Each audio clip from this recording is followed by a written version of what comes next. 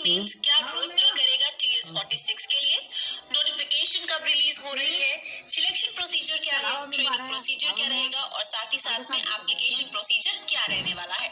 सबसे पहले मैं आपको बता देना चाहती हूँ, इंडियन आर्मी की ऑफिशियल वेबसाइट joinindianarmy.nic.in पर अगर आप फ्लैश सेक्शन में जाएंगे तो वहां पे स्क्रॉलर पे ऑलरेडी रन करना शुरू कर दिया है टीएस 46 की नोटिफिकेशन के डिटेल्स के बारे में।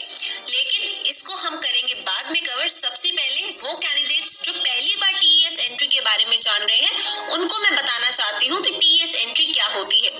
टीईएस का फुल फॉर्म होता है टेक्निकल एंट्री स्कीम। बेसिकली बच्चों, आपको मैं ये बताना चाहती हूँ कि सिर्फ मेल कैंडिडेट्स जिन्होंने अपना 12th पास किया है with physics, chemistry and mathematics वही एलिजिबल होते हैं 10+2 टेक्निकल एंट्री स्कीम के लिए अप्लाई करने में। साथ ही साथ में मैं आपको बता दूं, एनडीए एंट्री बहुत हाइप्ड एंट्री होती है 10+2 के बाद में या 12th अपीयरिंग में। उसी तरीके से टीएस एंट्री भी एक बहुत ही ज्यादा पॉपुलर चॉइस होती है एस्पिरेंट्स की जिनके 12th में मार्क्स अच्छे आते हैं। बस एनडीए और टीएस में डिफरेंस ये है कि एनडीए आप 12th अपीयरिंग में देते हैं और साथ ही साथ में 12th पास आउट होने के बाद भी दे सकते हैं, बट टीएस में बेसिकली आप क्या करते हैं, उसको सिर्फ 12th पास आउट होने के बाद ही देते हैं। साथ ही साथ में और जो डिफरेंसेस है एनडीए और टीएस एंट्री के बीच में वो ये है कि एनडीए के थ्रू सबसे पहले आपको रिटन क्वालिफाई करना है, उसके बाद आप एसएसबी इंटरव्यू के लिए जाएंगे, फॉलोड बाय विच आपका मेडिकल होगा और मेरिट लिस्ट बनेगी। उसी के मुकाबले यदि हम टीएस एंट्री की बात करें तो टीएस एंट्री में आपको रिटन नहीं देना, आपके 12th के अच्छे परसेंटेज के बेसिस पे ही आपको एसएसबी का कॉल अप लेटर आता है एंड देन आपको डायरेक्टली एसएसबी इंटरव्यू देते हुए अपने मेडिकल्स को क्लियर करना होता है।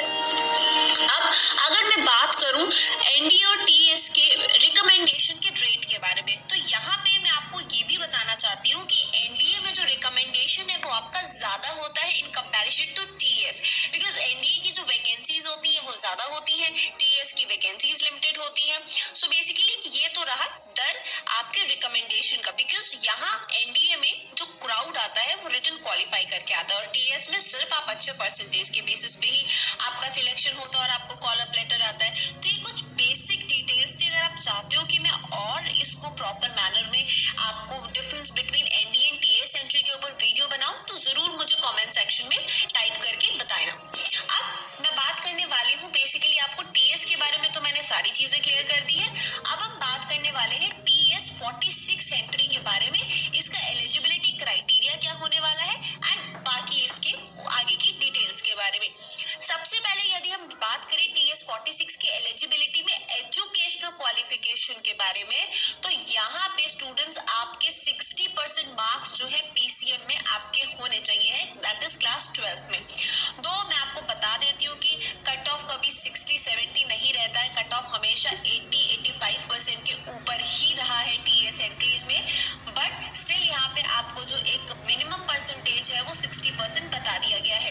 पिछले टीएस 45 तक मैं आपको बता दूं ये परसेंटेज 70% था, क्योंकि तब जेई मेंस कंपलसरी नहीं था। लेकिन इस बार आपको जो मिनिमम परसेंटेज है वो 10% कम भी किया गया है, साथ ही साथ में जेई मेंस को कंपलसरी कर दिया गया है टीएस 46 में अप्लाई होने के लिए। साथ ही साथ में अगर हम बात कर ले इसके एज लिमिट की, तो 16.5 से 19.5 साल के स्टूडेंट्स, मेल स्टूडेंट्स बेसिकली इस पर्टिकुलर एंट्री के लिए अप्लाई कर सकते हैं। अब मैं आपसे बात करने वाली हूँ जेई मेंस के एग्जाम के बारे में। बेसिकली ये एग्जाम क्या है, बिकॉज अब इसका डायरेक्ट लिंक जो है वो टीएस से हो गया है। मैं आपको बता दूं, पहले आपको जेई मेंस का जो एग्जाम था वो देना जरूरी होता था नेवी टेक एंट्री के लिए, बट बिकॉज बहुत सारे रिफॉर्म्स हो रहे हैं, कंपटीशन बढ़ रहा है, तो डेफिनेटली बहुत सारी बॉडीज अपने एंट्रेंस प्रोसेसेस को, प्रोसीजर्स को रिवाइज कर रही है सो दैट वो मोर ऑथेंटिक हो और कंपटीशन जिस दर से बढ़ रहा है उस दर से ही अच्छे कैंडिडेट्स, मेहनती कैंडिडेट्स बेसिकली सिलेक्ट हो पाए। तो आइए देख लेते हैं जेई मेंस एग्जाम के बारे में। जिनको नहीं पता है, this is again joint entrance examination होता है। बेसिकली ये all India engineering entrance examination है और ये एनटीए यानी नेशनल टेस्टिंग एजेंसी, जो कि बेसिकली आपकी आईआईटी के एग्जाम्स हो गए, आपकी नीट के एग्जाम्स हो गए, कंडक्ट कराती है, इसी बॉडी के द्वारा कंडक्ट कराया जाता है। ये एग्जाम बेसिकली साल में 2 बार होता है। तो टीएस टीएस एंट्री साल में 2 बार आती है, तो डेफिनेट सी बात है आपको एग्जाम देना है एंड अकॉर्डिंगली अपनी टीएस एंट्री के लिए भी आपको प्रॉपर तरीके से आप अप्लाई कर पाओगे। सो होगा क्या कंपल्शन कि इस एग्जाम को क्वालिफाई करके इसकी जो मेरिट लिस्ट है, बेसिकली आपका जो क्वालिफाइंग रैंक होगी उसके थ्रू ही आप अप्लाई कर पाओगे। अब हम बात कर लेते हैं टीएस की नोटिफिकेशन के बारे में, बेसिकली कि नोटिफिकेशन 46 की कब निकल रही है।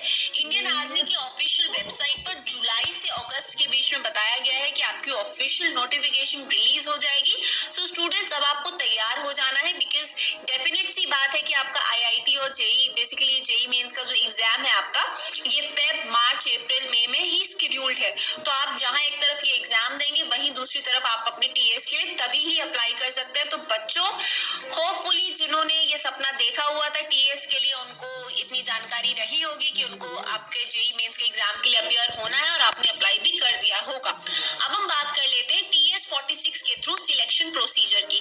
बेसिकली स्टूडेंट्स, सिलेक्शन प्रोसीजर बहुत ही सिंपल है। वो कुछ इस प्रकार है कि जो आपकी ऑफिशियल वेबसाइट है joinindianarmy.nic.in, यहाँ पे बेसिकली आपकी एप्लीकेशंस रिलीज होंगी। तो सबसे पहले आपको ऑफिसर लॉगिन पे जाके अपनी पूरी प्रोफाइल क्रिएट करनी है, अपनी सारी डिटेल्स अपलोड करनी है, वहीं से ही आप अप्लाई करोगे अपनी